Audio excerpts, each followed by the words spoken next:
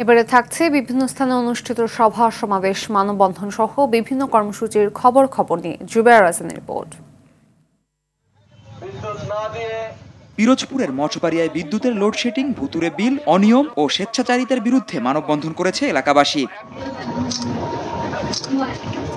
বিএফইউজের সভাপতি সিনিয়র সাংবাদিক রুহুল আমিন গাজীর আত্মার মাগফিরাত ও শোকাহত পরিবারের প্রতি সমবেদনা জানিয়ে দোয়া মাহফিল ও শোক সভা করে বান্দরবানের সাংবাদিকরা।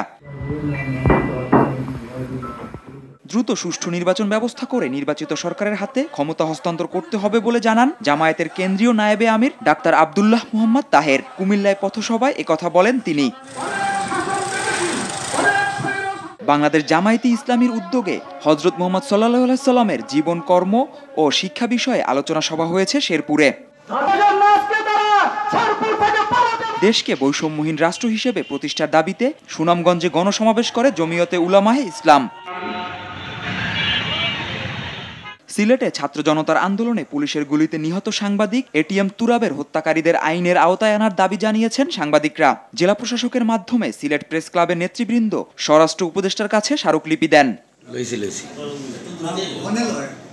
ঠাকুরগাঁওয়ে নতুন জেলা প্রশাসক ও জেলা ম্যাজিস্ট্রেটের সাথে সাংবাদিকদের মতবিনিময় সভা হয়েছে। সাংবাদিকদের সাথে জেলা প্রশাসকের মতবিনিময় সভা হয়েছে ব্রাহ্মণবাড়িয়ায়।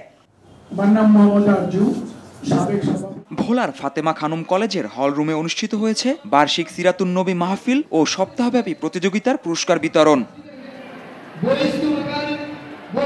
ঠাকুরগাঁও বর্ডার গার্ড উচ্চ বিদ্যালয়ে এসএসসি পরীক্ষায় শতভাগ পাশ করায় বিজিবি মহাপরিচালকের পক্ষ থেকে 1 লাখ টাকা উপহার প্রদান করা হয়েছে। শারদীয় দুর্গাপূজা উদযাপন উপলক্ষে আইনশৃঙ্খলা বিষয়ক মতবিনিময় সভা হয়েছে বরিশালে। জুবায়ের রাজিন, RTV।